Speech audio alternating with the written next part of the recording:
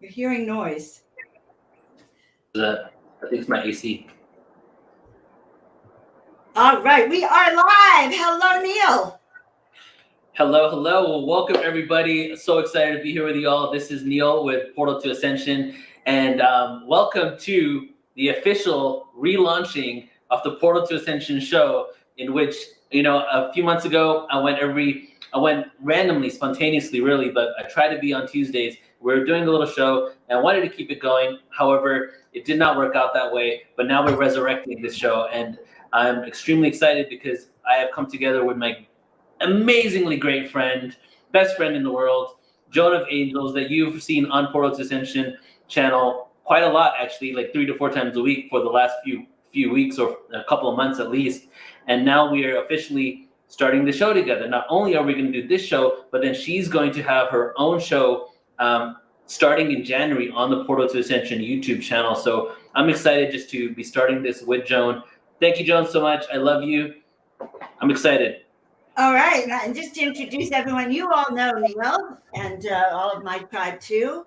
Just so excited to do this show with you, Neil. I always feel such an up vibration when you and I get together. Like my excitement is beyond my body. That's what I want to say.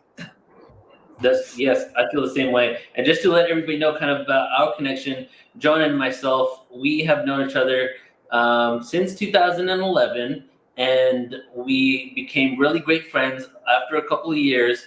And at this point, not only do we do a lot of events together, we co-host conferences like the Plant Medicine and Psychedelic Awareness Conference that we did, the Cannabis Conference. She's also an author, a speaker, and if I ever have any issues going on in the life, this is the person that I actually call to help me navigate through it. So this feel we have great synergy, and just because of our connection and our friendship, we're really going to bring a lot of light and love to this show together. I love it, Neil. I'm very happy to be here with you. We have some exciting guests coming up over the next few weeks, actually. Mm-hmm. Yeah. Should we announce some of them? Yeah, why don't we announce some of them before we bring on this amazing guest that we already have? All right. Do you have it pulled up there? Well, I guess I know some. Well, we have Jamie Janover is one of the shows that we're doing. Mm-hmm. He's going to be next week. And then I think don't we have a show with Omar, you and I, that should be pretty exciting? Yeah, so this is every week on Tuesday. Every week on Tuesday at 3, except for one Tuesday this month.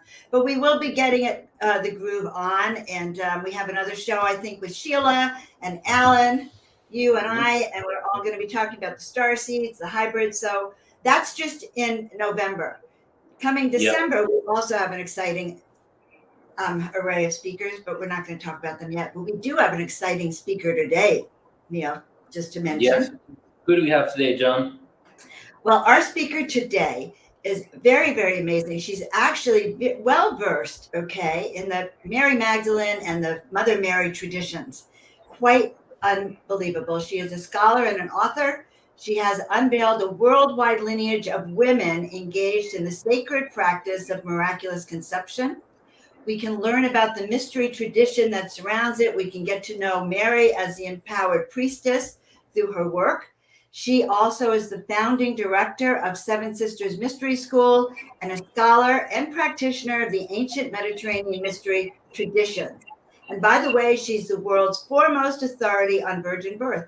She's the author of several fantastic books, The Mystery Tradition of Miraculous Conception, Mary and the Lineage of Virgin Birth, as well as The Cult of Divine Birth in Ancient Greece, and Virgin Mother Goddess of Antiquity.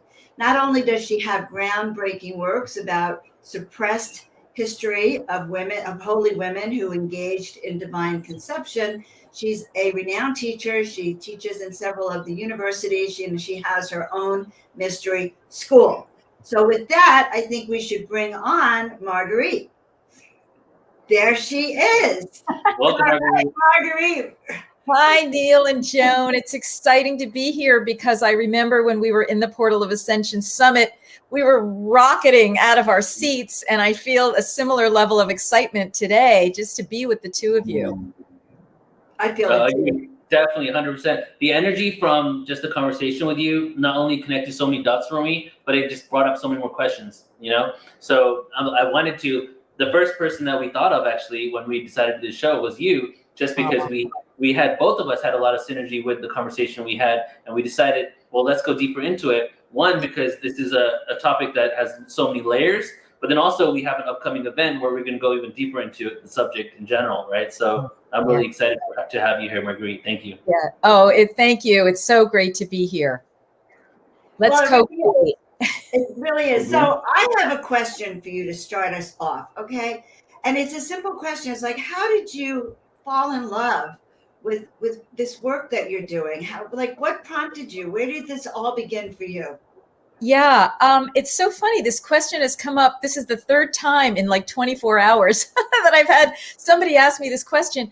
And, you know, it really came when I was getting ready to do my doctoral dissertation. I was finishing my master's degree at the California Institute of Integral Studies. And I was writing a thesis on Demeter and Persephone in Sicily, the mother-daughter goddesses. And this particular Sicilian writer that I was consulting in her book called Mothers, the translation is Mothers, she said, this mystery of Demeter and Persephone is a mystery of parthenogenesis. This is a mother-daughter mystery where there was no male involved in the birthing of Persephone from Demeter. Zeus was never involved in these original stories. And somehow the way she was talking about it, and I've met this woman, Anna Maria Corradini, it was so mystical and mysterious that I just went, chung. And I just felt this downpour come in, and I knew how to recognize non-ordinary thought, like, you know, expanded thought from the ceremonial and medicine work that I'd done. And the thought was this: oh my God, women were actually doing this divine birth thing. This is real. Right around the same time, and I don't know if it was a little before or a little after, I'm not remembering the sequence, I was reading Drunvalo Melchizedek's books, The Ancient Secret of the Flower of Life, in which he says that his guide Thoth, you know, the ancient god Thoth, who is actually connected with divine birth, that's a whole other story, but that Thoth told him that divine birth was a real thing, that Mother Mary engaged in it, and he said a few other choice things, but Drunvalo's kind of editorial comment was, well, I don't really know what to make of this, but he just said to put this out there. So I put the two things together, and this was in the back of my mind as a thesis, okay? And I went on to try to write my doctoral dissertation at CIIS. This was going to be my doctoral dissertation. The following: I was going to catalog every single mention of priestesses in ancient Greece, from their historical documents, their mythological stories, and their legendary stories. That was going to be a big, huge project. Well, as I was looking at all of these items about ancient priestesses, what did I find out? This nymph gave divine birth. That one had sex with this god and gave divine birth. These priestesses all over here.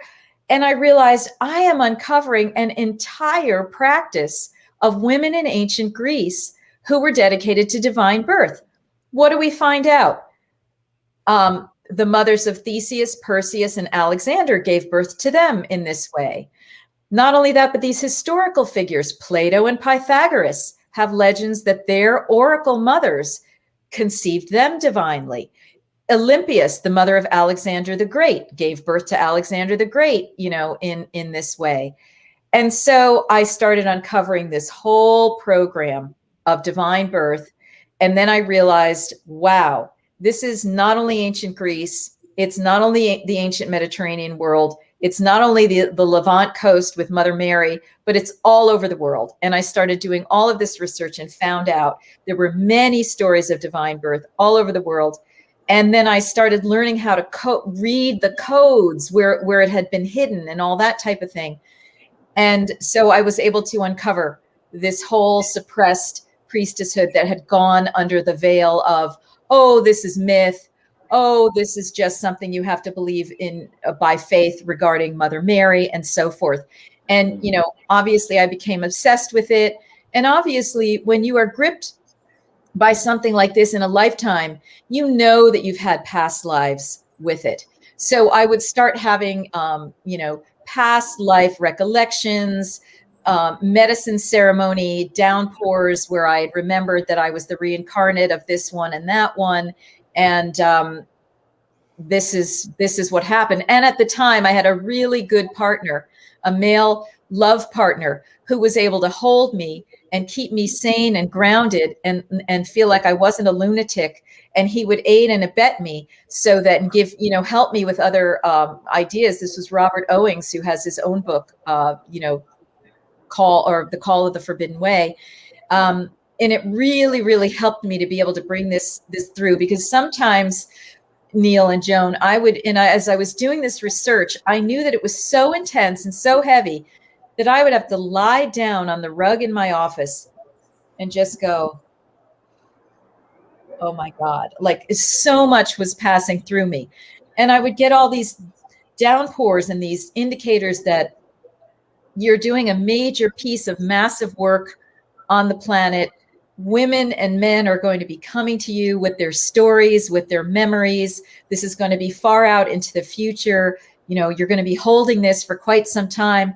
And I was like, okay, bring it on. But as I was writing the dissertation, I was just going by faith that people were going to be touched by this material. And it has taken a good 10 years plus, for this to start really, really rolling out.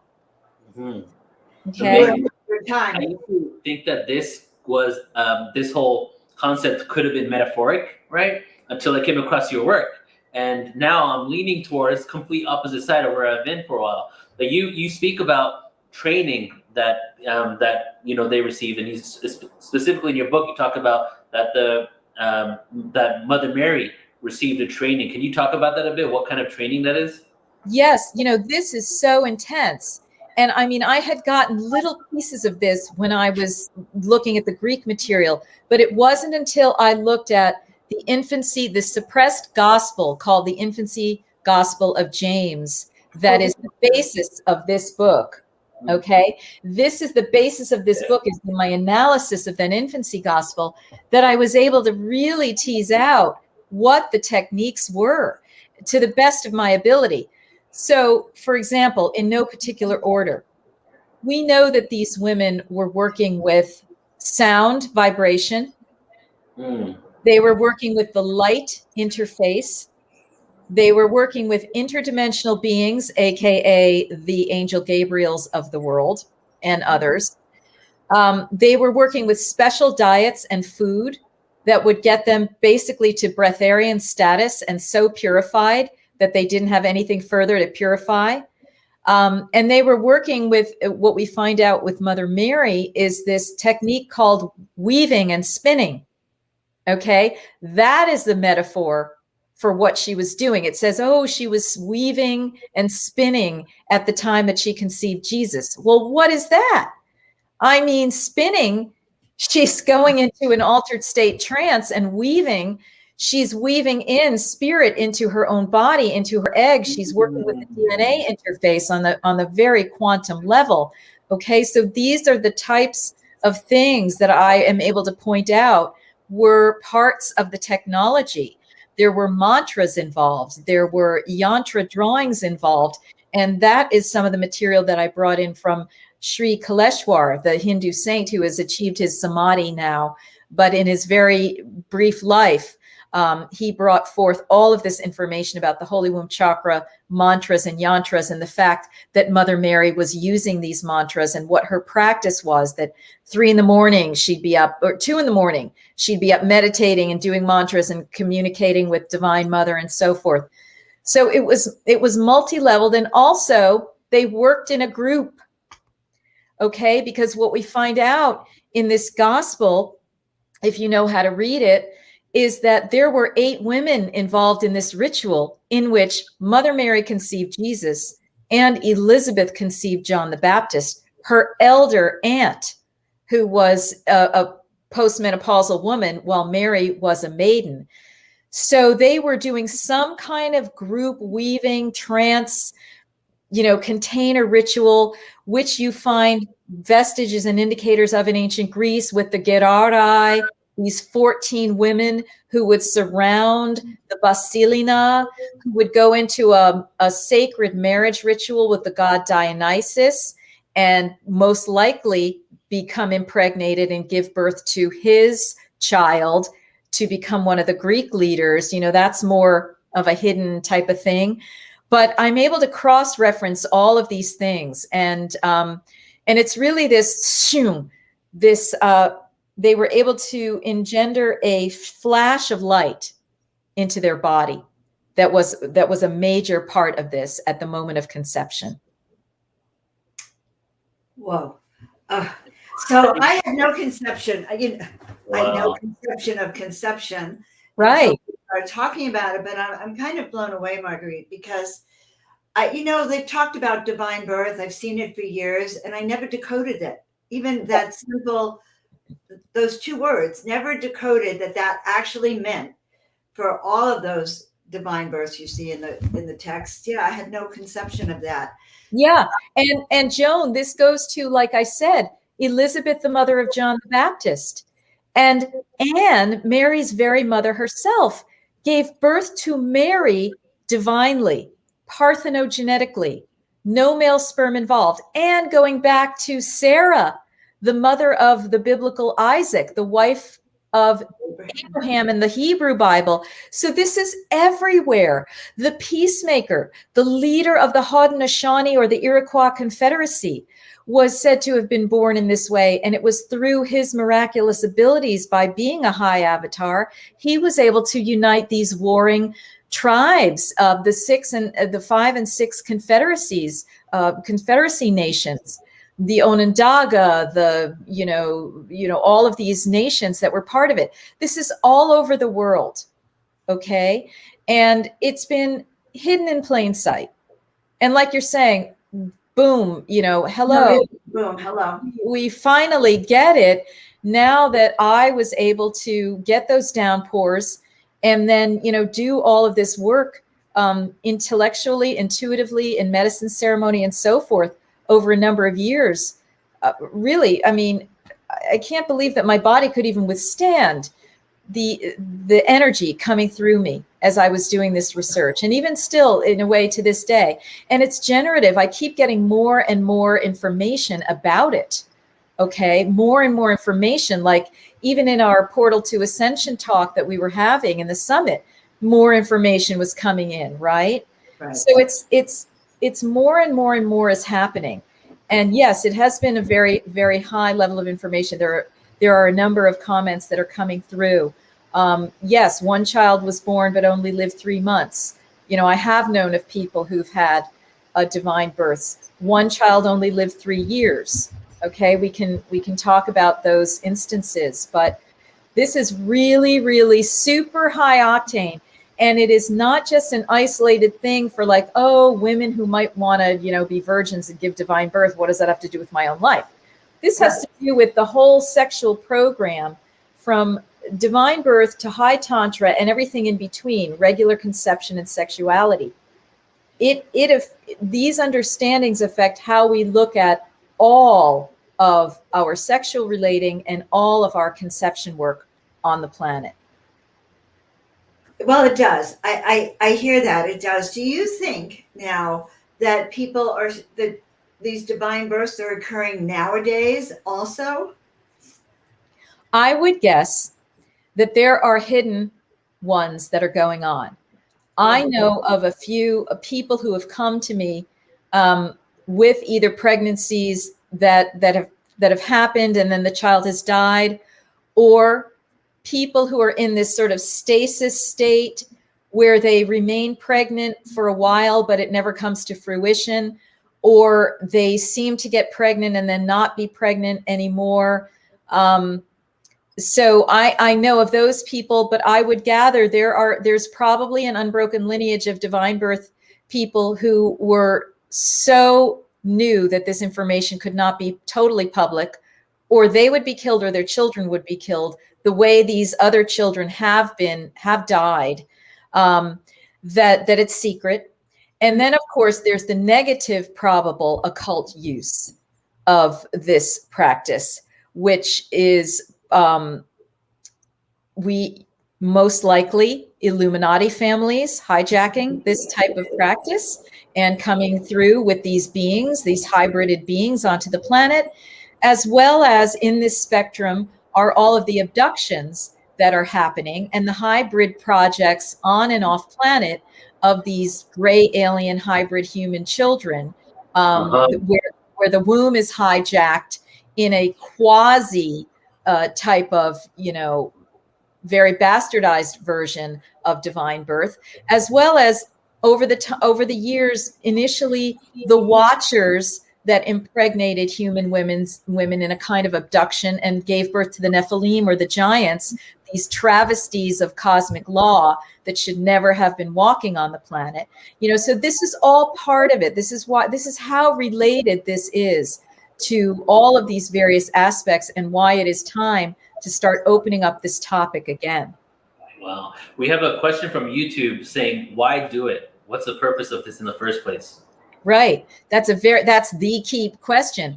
The purpose of conceiving a child in various specialized ways that go all the way from parthenogenesis, meaning it's the woman without any male influence at all the way to high tantra, where it's the woman, the high priest, high priestess, giving birth to a divine being, and everything in between, sex with gods and so forth. The purpose was to bring forth a specialized being, a being that was a higher vibration than the average human child. Okay. Yeah. In order for this person to provide benefaction onto the planet, gifts, an upgrade, a purification, healings, mentoring in terms of people being able to model themselves after this person. So, Jesus was the highest example. Jesus and Mary were the highest example of this. They were both living avatars. They both had physical incarnations according to the timeline that I am, working with. And they were teachers, healers, models for ascension, etc. That's incredible. Go ahead, Joan. Well, it is incredible saying what Neil says, but so, let's talk a little bit about Mother Mary and Jesus and the whole thing about them having children then and having their own lineage now. So I would imagine then that they divine birth then. I hadn't even thought about this, but they would have given those 3 kids that I understand they had were born divine through this method. Right. So now who are you referencing in particular right now so I can get in with what you're saying? Well, just that I was told through some other sources of mine that Jesus and Mary had 3 children. There were 2 boys and 1 girl, I think. Right. And are you talking about Mary Magdalene at this point? Actually, I'm talking about Mary Magdalene. Yes. Mary split. Well, here's the thing. That Mary name was a title. It was originally Mariam in the Hebrew, which according to my research comes from the Egyptian Mary, which meant divine love, beloved of. It was a priestess title, okay, that was connected with Isis and divine love. So the name Mary, that's why it was so common, Mariam, which we transliterate as Mary now, meant divine love or beloved one, or one who bestowed love, or one who was divinely loved, etc. And so Mother Mary and Mary Magdalene and several of the other Marys in the holy, grouping there, the whole boatload of them were named, including Mary's sister. Okay. And her mother had another child after Mary with a man, and her name was Padagita, but Anne also named her Mary. Why would a mother do that? It's because it was a priestess title. She was bestowing the same priestess title of the Mary lineage on both of her daughters, not because she was trying to, give us the same name to a child. So Mary Magdalene and Jesus, yes, there are these questions about did they have a love relationship? Were they married? Did they have children? It seems to me, yes. I mean, there are legends in France and elsewhere that is the case. Then we have the channeling of Claire Hartsong in her books, Anna, Grandmother of Jesus, and Anna, Voice of the Magdalens, who says very much so. they had a number of children. Not only that, but hold on to your hats, everybody. Jesus was polyamorous. Hold on to my hat. He had several wives and a number of different families. Okay. And it's so interesting because Sri Kaleshwar basically said the same thing, that he did not just give his seed to Mary Magdalene for this lineage. There were others, which is, an uncomfortable idea. I still cannot get with that, but whatever the case may be, these situations were generative. And I do feel that Mother Mary gave birth to the avatar, and then Mary Magdalene made love to the avatar. Yeah. So this avatar's line could continue in what we understand later were the Merovingian kings and whatever, as corrupt as they may have gotten, because everything is going to get corrupted, right, on this plane with all this negativity.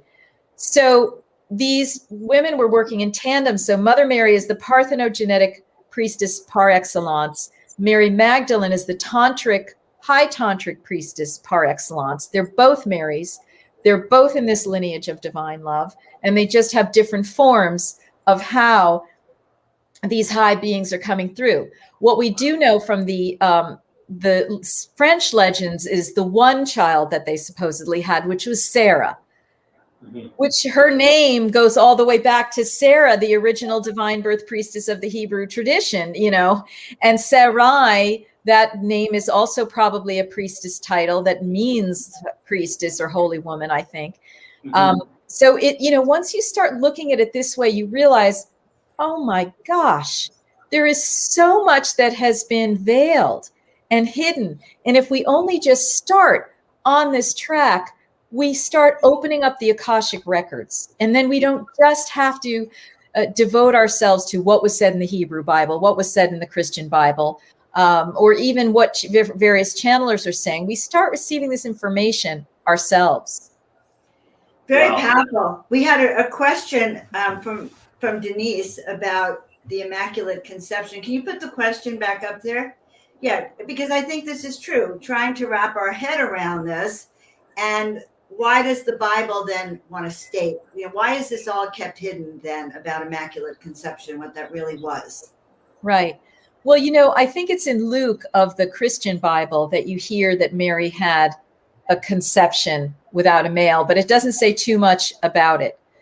Again, where you need to go to hear more about this is this suppressed gospel that the Catholic Church did not accept in their liturgical program, called the Infancy Gospel of James, originally called Birth of Mary, because it's about how Mary was conceived divinely by her mother, how Mary was trained, and how Mary conceived Jesus. Okay, that's where we find out the mother lode of these details that I'm talking about. So you have to be willing to go a little bit past the Bible, and also the Quran. The Islamic Quran verifies and says even a little bit more than the Christian Bible about Mother Mary, her mother Anne, and Anne's consort Joachim, and so forth, how they were very high holy people, a little bit more about Mother Mary and her divine conception, and so forth. So it's in various books. You absolutely have to go beyond the Christian Bible to get more of the details. Because it's all you're going to hear is that born of a virgin in a manger. Wah, wah, wah. That just, first of all, they weren't even born in a manger. It was born in a cave, according to the Infancy Gospel of James. They had to stop off in a cave, which is the original place of birthing anyway. Wow. Yeah, so many, and it's actually verifiable history facts now that there's been all these additions and shifts, all the way from the Council of Nicaea to the King James Bible to the addition of entire verses, And it's funny because one person told me before that they only follow the King James Bible because it's the truest, but a little bit of research in that is actually the most manipulated. It's the worst. Yeah, it's the worst. It is the most poorly translated Bible, from my understanding. I'm not even a scholar of the linguistics of it all, but anytime I did any small, tiny comparison online, I was like, Oh my God, the King James Bible is a nightmare. It completely covers everything. It uses all the wrong terms. It totally misleads and redirects by design because it had to hide all these mysteries from people so that we wouldn't look too deeply at anything. Right, and that goes to the whole concept of all these avatars that came down from Siddhartha to Christ to all these individuals. There's no real evidence that they wanted to start an organized religion after them. No. They just wanted to seed us with the awareness. That's right. And it seems like all these times, depending on the age of consciousness that we're in, that it becomes kind of like corrupted and they manipulate it, right? But the information and the awareness is still there. Hidden in plain sight, really. And what we need to do is decipher it. And I feel right now, a lot of the truth, that's why within the spirituality community, we talk about the Christ consciousness, right? We're still talking about the Christ, but it's completely void of all dogma. It's beyond that. Absolutely. And I would add here, Neil, the Marian consciousness. So that is the female counterpart of the Christ consciousness. It's the Marian Sophianic consciousness. This is all together, right? And why do these things become corrupted? Because we have negative beings that are trying to control this planet.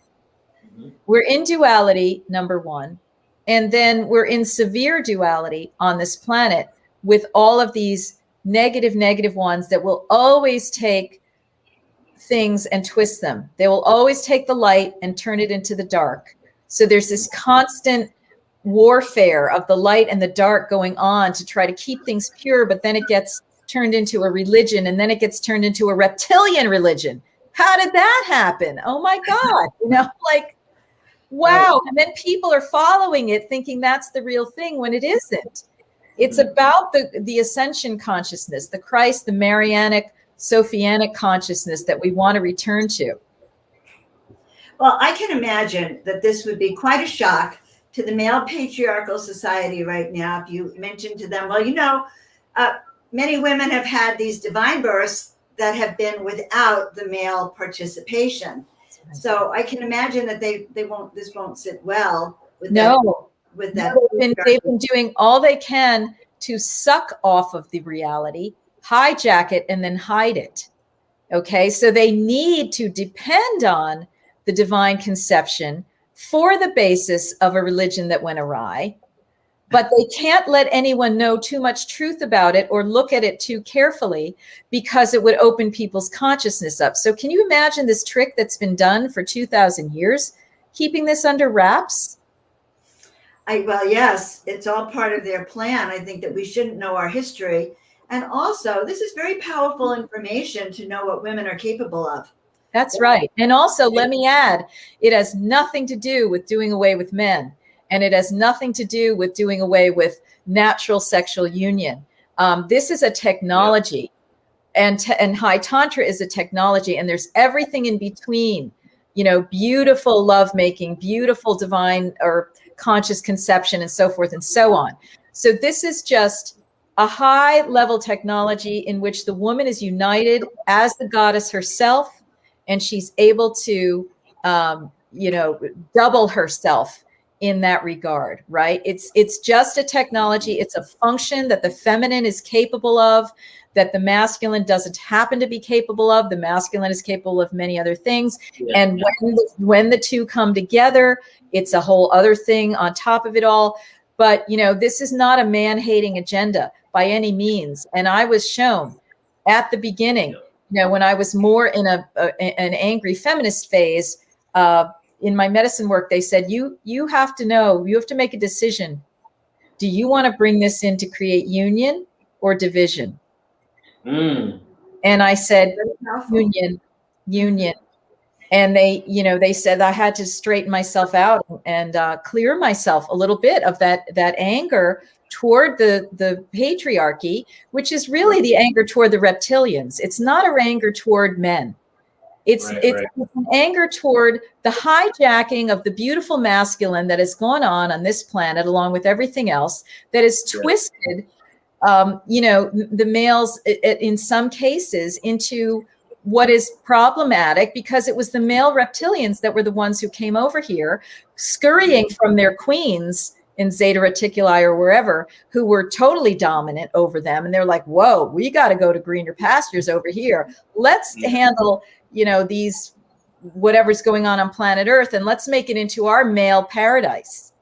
That's what we've got going on. And everyone has to clear themselves of that. Wow.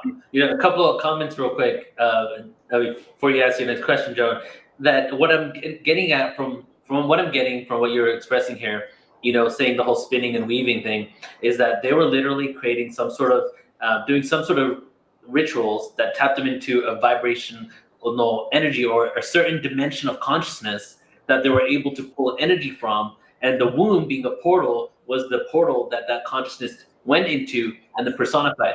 Absolutely. And here's the thing, Neil and Joan, these negative beings, all the way up to the Anunnaki level of like the Zeuses of the world and so forth, they know they need the womb in order to reproduce or have generative life or create an ensouled being. Without that womb, they cannot recreate. They cannot procreate. And we were maybe talking about this in the Portal to Ascension Summit. That's why we have that weird story about Zeus swallowing Metis and then giving birth to Athena through his head. That was his attempt to hijack divine birth or female reproductive power. He couldn't do it. He doesn't have the womb. And this is why these gods, aka Anunnaki reptilian beings, raped the goddesses. That's why we have the stories of the rapes of the goddesses. This literally did happen on the astral plane. And they would try to inculcate their seed and their seedings, into all levels of the hologram, from the divine all the way onto the human plane. So, this is, again, another cleanup operation, getting really clear on what's been happening and what we want to happen and what we don't want to happen. And the women knowing that their womb is still the sacred portal, as sacred as that of the goddess herself. It is a gatekeeper. It is a garden. It is a yes-no portal. It is a generator. And that's why women need to return to the understanding of the full powers of their womb. And there are many, many processes that are on the planet that I'm teaching about, that others are teaching about, for them to do that and come into that awareness of their womb, the way Mother Mary had mastered it by the time she was in her final lifetime as Mary.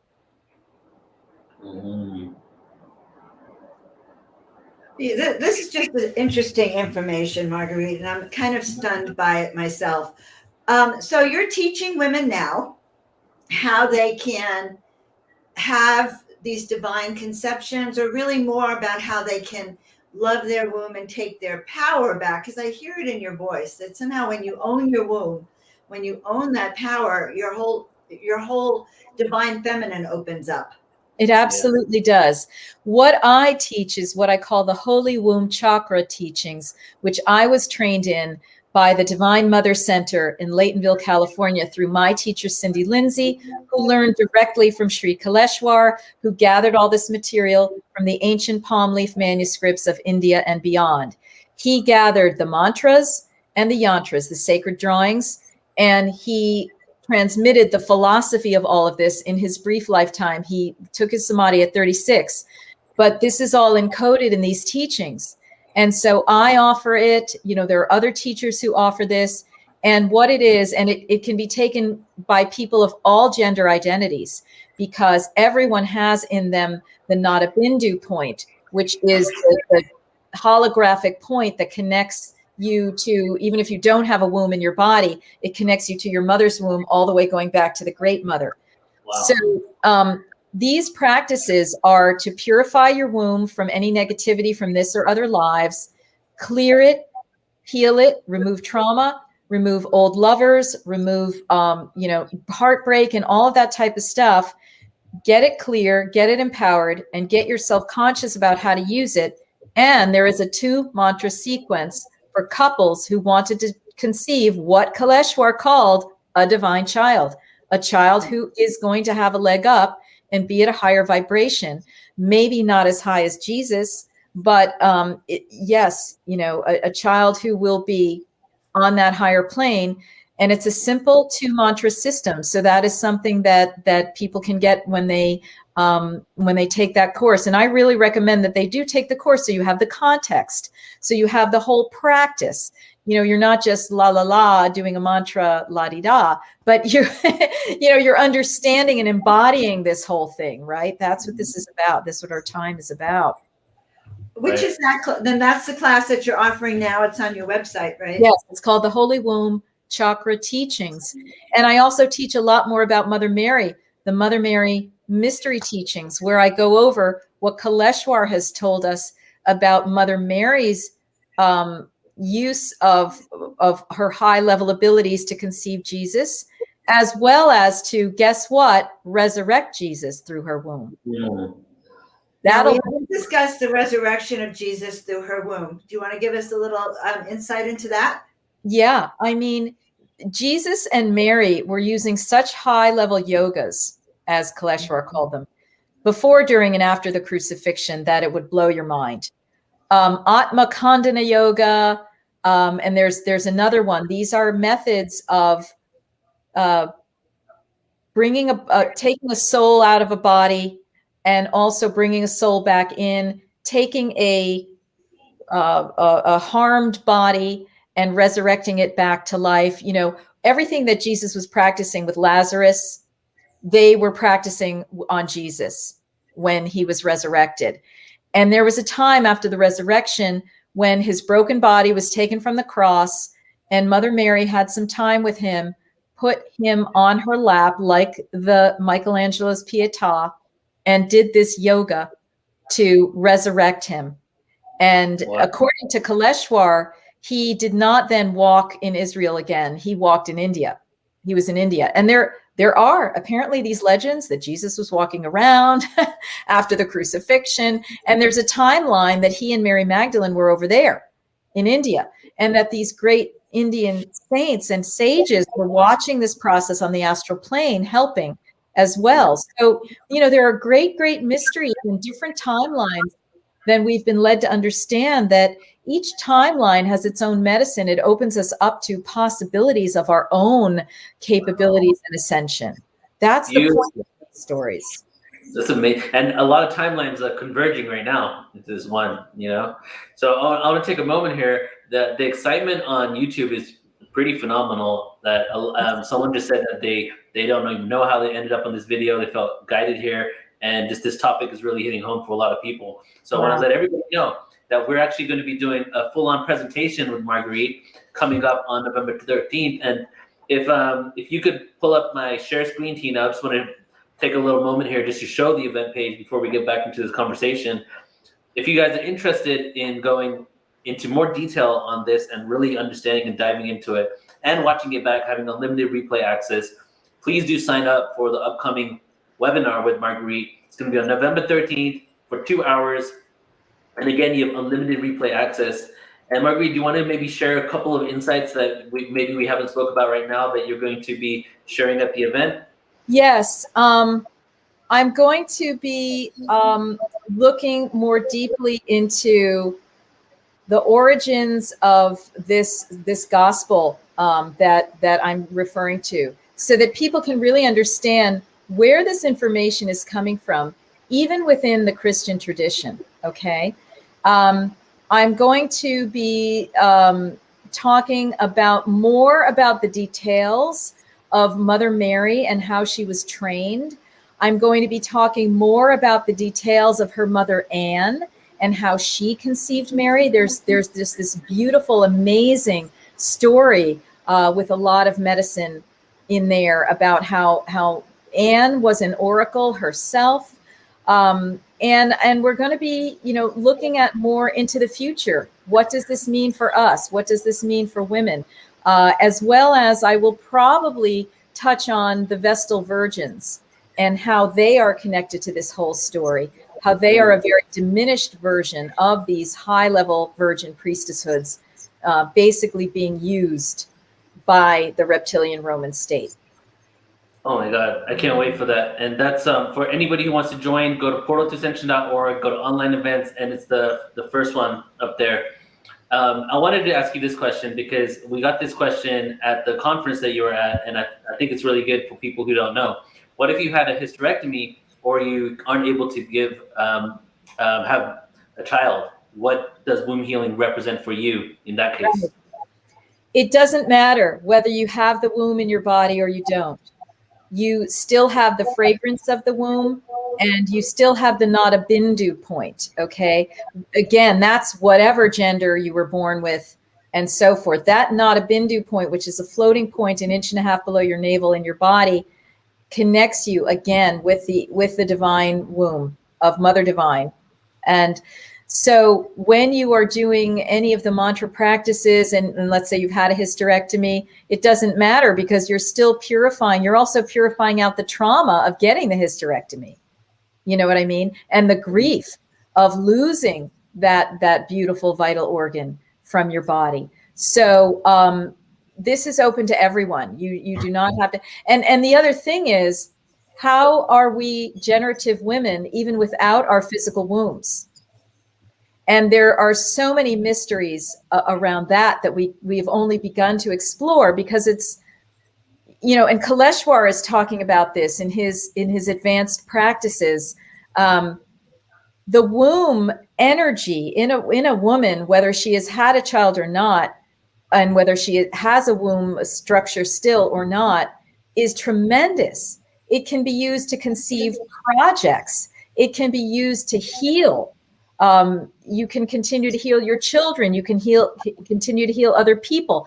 I think you can birth many, many things out of your womb, no matter what your age, by doing it energetically. You know, I've been shown that you can birth golden eggs into the earth and plant those in the earth. You can have dragons hatch out of them, or you can have just love energies hatch out of them. There are so many things that you can continue to birth out of your womb if you go into a meditation. We just think about it and start tuning into the Akashic records and your creativity of what you can birth through your womb, no matter what the time. All right. And for that matter, what you can birth through your nada bindu point, whatever your gender identification. We're talking about a really powerful generative portal of the body that has been much misunderstood, underutilized, etc. Okay. And this is, again, a collective reconstruction that we're doing together. So I invite everyone to open in your meditations to what are you receiving about how you can use your womb or your nada bindu point, right? It's open to everyone. It's a creative process. This is not just about regaining history that's calcified in books. This is about how are we going forward. Okay. I love this. And so in your class, do you have men in the class as well? Oh yeah. I've had men take it. Other teachers who have taught it have had men take it, with very good positive effects for them, because here's one of the major things that happens in this class. One of the techniques is to heal your relationship with your mother. Okay. Through a mother gazing process. And that is so moving. I would not have believed it was possible until I did it myself, because my mother died when I was 10 years old. Okay. Part of my karma, right? Mm-hmm. Bye-bye. Persephone in the underworld now. And when I did this process of the mother gazing, I regained my relationship with my mother. Somebody who was somehow like distant from me, I could never access her. As much medicine as I've done, I don't know, for some reason, it just wasn't happening. And this practice of lovingly gazing upon my mother, forgiving her, being forgiven, it restored my mother to me. And this can happen for people. That is a major, major thing that needs to happen. The restoration of your relationship with your own mother in this lifetime as the key to all of your healing in all of your lifetimes. And I can see it goes back and it unravels your karmic history of the mothers in the past. That's right. It goes straight back through the mother line. Ancestral healing is such a real thing. Like, I used to think it wasn't, but now as I've in meditation and through plant medicine, I've had some profound understandings of my purpose on earth to heal certain ancestral things, you know? Yeah. And even so, not only people that have transitioned, but of course, if they're still around, then you can't actually have that conversation with your mother, right? To heal right. it. So That's can I right. sign up? Yeah, and this woman who's mentioning that her mother died at 11 and she's never gotten over it. No, you never will get over it. However, you can heal it. Okay. And this mother gazing is a key part of it. And the restoration, the purifying and the restoration of your womb is also a key part of it. So I do highly recommend going through these Holy Womb Chakra teachings, buckling down, getting the lotus mala, seed mala, and doing the 101-day practice that I excruciatingly lead you through. I practically do it for you, and just do it, do it. Spend the time over these. I did it during COVID basically, and I had a miraculous healing of an ovary when I started doing it. I mean, a lump that was on my ovary all of a sudden disappeared. The doctor was totally confused. So these things really. I have scar tissue. Would it heal scar tissue in the fallopian tubes as well for women? Then potentially, if it is your karma to have that, you will. And or, you will start the healing process and be led to what you need to do in order for that to happen. So powerful. Do you talk about this in your book, Marguerite? I will be talking about this in my next book. Okay. But this particular book on Mary, I focus basically on her process of divine conception. And I felt like that was enough because I thought I was going to have all of that in one book. And I'm like, this book is getting too long. People are not going to be able to stick with it. So, that's my part two, that next. So much to unpack, it seems, So I want to ask you, if the Pope came across your awareness, the awareness that you share, what do you think he would say? Well, this is the tricky question, because it really depends on where that Pope is and in his own spiritual journey, and whether he is truly a holy man or whether he is a hijacked man. And, that is the question. I mean, because there's a lot of discussion about what is the leadership of the Catholic Church really? What's going on underneath that, Vatican and so forth and so on. There's a lot that's being said. So, this could either be very threatening, or it could be, if we really get to the healing energy and really go to heal the Catholic Church and get it back to its divine essence, this could be the greatest thing that could ever happen to Christianity, because it allows thinking people to understand something that they have really not been able to accept. Either they have to just accept it through blind faith, or else nothing, or else they have to reject it totally.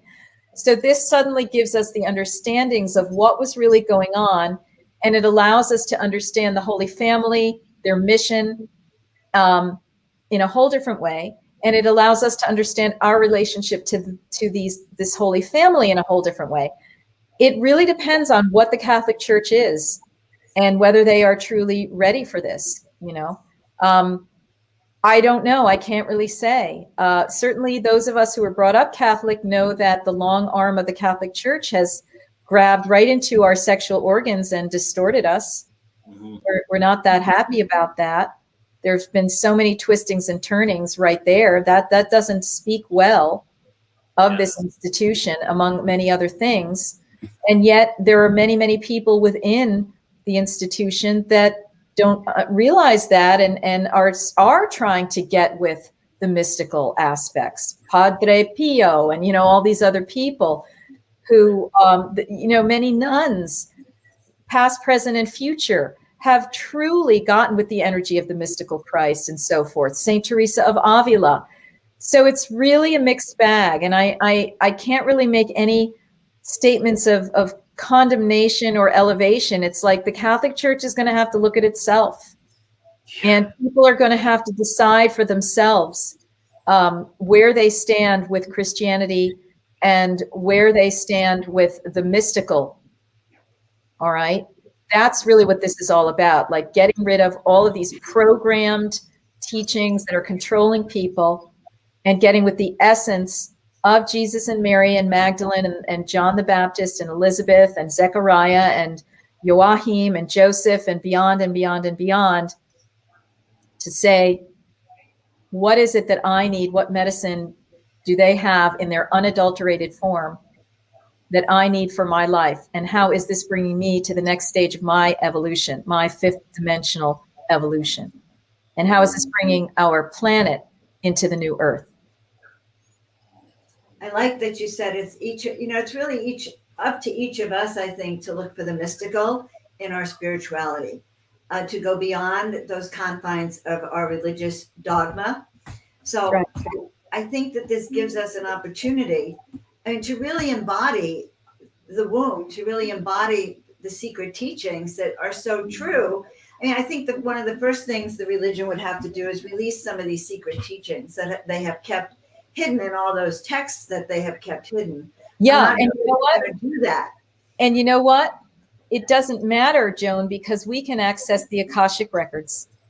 Direct, yes. Direct. We don't have to depend on any hidden libraries and so forth, and what texts were burned and so on and so forth in an attempt to repress all of this. We can just get it directly by going into our meditation, by tuning into nature, by tuning into our intuition, by working with these beings on the other realm, the Christ consciousness, the Marian consciousness, the Magdalene consciousness, and so forth, and just receiving the teachings and going for it. I love it. So I have just one brief question. Do you think that there is an unbroken lineage here on the planet from Jesus and Mary Magdalene? Oh, most likely there is. Most likely there is. I feel like it. I feel like they're going to be revealed, or they're holding a very special energy at this moment. Well, and here's the other thing, and I don't know if we had said this in the previous the summit interview or not, but we are all the Jesus. We are all the Mary. We are all the Magdalene. The second coming is the rebirth of the Christed Sophianic Marian consciousness within ourselves and within our bodies. So we are not waiting for the revelation of family lineages. We are not waiting for secret teachings to be revealed. We are not waiting for, the advent of some being from on high. We are not even waiting for another divine birth avatar. We are actually having to do this ourselves now. Mm-hmm. That's it. We are growing as human beings to the next level. Yes, that's where it's going to come from, and that's where it's going. Yeah. Your class on Portal to Ascension next weekend is perfect timing, or next weekend. Perfect. Right, 2 weekends from now, yeah. On the 13th, right? Yeah. So guys, don't forget to sign up. I'm going to share the page one more time, and hopefully it comes up this time. Okay. Oh, yeah, go ahead, Joan. Okay. Let me share it right here. Add to stream. There, can you see it? I can't see it. It looks like an endless fractal going into itself. But there we go. There it is, guys. There is Marguerite. You will love her event, and male or female. I think this is really the breaking free of so much mystery and hidden secrets, that the truth is finally being revealed, and it's personal power. Yeah. You're saying that this is personally empowering us to take charge of our femininity, our center power, our creativity, and more. That's right. It's all there. It's all there for us. That's what this time is all about. Especially because, we've heard about the divine feminine, right, in the communities. A lot of times, talk about the return of the divine feminine. And then I realized that, it's also the return of the divine masculine, because the masculine's been wounded, and we've lived within a wounded feminine as well, right? So that's right. Both have been wounded. So what you're really teaching through the understanding of this awareness is how we can bring back harmony between the two. That's right. Yeah, release the trauma and go back to Eden. Mm-hmm. Because this place was a beautiful Eden where things were in harmony. And that's what we're moving into yet again on another rung of the spiral. Well, I love the practice that you're doing, Marguerite. I love that you are teaching women and their partners how to divinely conceive. And I suppose women without partners, but to divinely conceive and I wish I had met you years ago before I had gotten pregnant, by the way. Oh, bless you. Well, you know what? Honestly, I am seriously just the messenger, especially of those Holy Womb Chakra teachings. Happy to be so. I do not take any credit for that.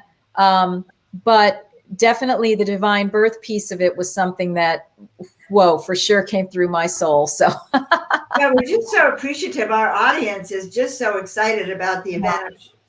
And I hope many of you guys sign up to take it. I think this is information you're not going to get anywhere. You're certainly not going to get it in the Catholic Church. Okay. No. Let's face it. You're not going to get it from those texts. You're going to get it right here from our dear friend Marguerite, her Seven Sisters Mystery School, which, by the way, looks fantastic.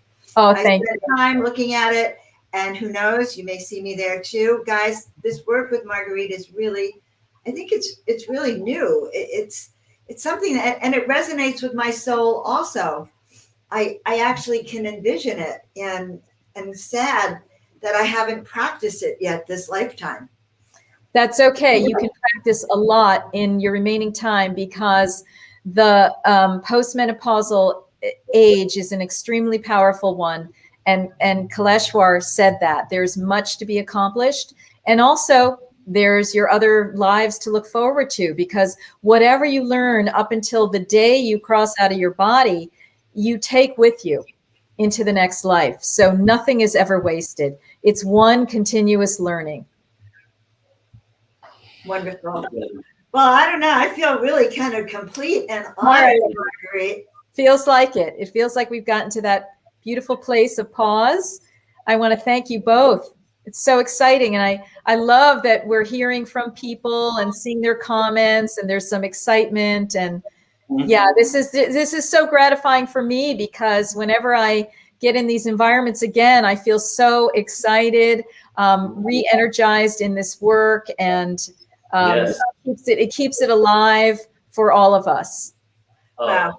1,000%. I feel the same way. So much, Marguerite. We will be talking to you later. Yes. People can go to sevensistersmysteryschool.com and they can find all of that information. The seven's written out, SEVEN. You'll probably have it under the video. So we will have it. We have it here. Pick up your guys. We'll see you on Portal to Ascension. All right. Yeah. Okay, Neil, and stay tuned for other presentations from Marguerite, because when I connected with her and her assistant, they gave me a list of all the topics that she covers. And I was like, yes. And that doesn't happen that often. And like I said before in the conference, that a lot of times it's like a 6 to 9 month process to get new speakers on Portal to Ascension. But I literally made room to have her in there, because I was like, these are all topics I'm very interested in. And I feel it's so relevant, just like we've been talking about for right now, just to have this awareness, right? And very empowering. Okay. Extremely empowering, especially nowadays. And I just love that. So I'm really excited. So Neil, anything else we want to chit chat about? We're so grateful to our tribe. This is amazing, guys. You know that we're going to be going live together, Neil and I, every Tuesday, 3 p.m. Pacific time. We're going to be bringing up some of the most amazing speakers from Portal to Ascension every week.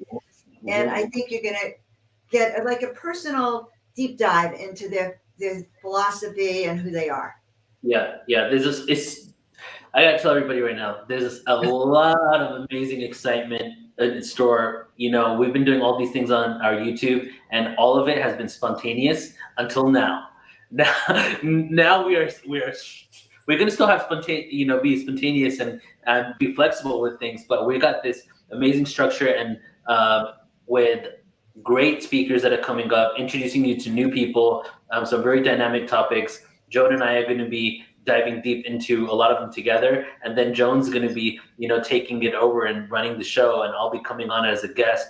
So, and expect that to be, as we said before, every Tuesday for this year, And then starting next year, we're going to shift the date up a bit, but we'll let you guys know every show what's going to be in store next time. So next time we have Jamie Janover. So Tuesday, a week from today, we have Jamie Janover, who's a lead emissary for Nassim Haramein. What that means is he's like the #1 teacher of Nassim's information. He like runs his website, runs his academy, all this stuff.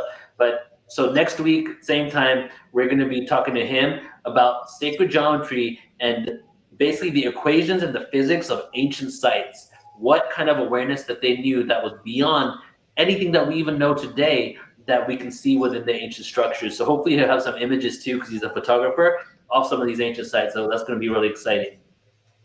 I'm looking forward to it too. So guys, thank you very much for playing with us today. You can reach Neil at portaltoascension.org. You can reach me at joanofangels.com. And as always, be sure to like, subscribe, and share out these YouTube videos to your tribe so they too can learn how to, these ancient secret mysteries that are so valuable today. I do believe. Love you, Joan. All right. I love you, Neil. We'll see you next time. All right. Bye, everybody. Bye for now, everyone.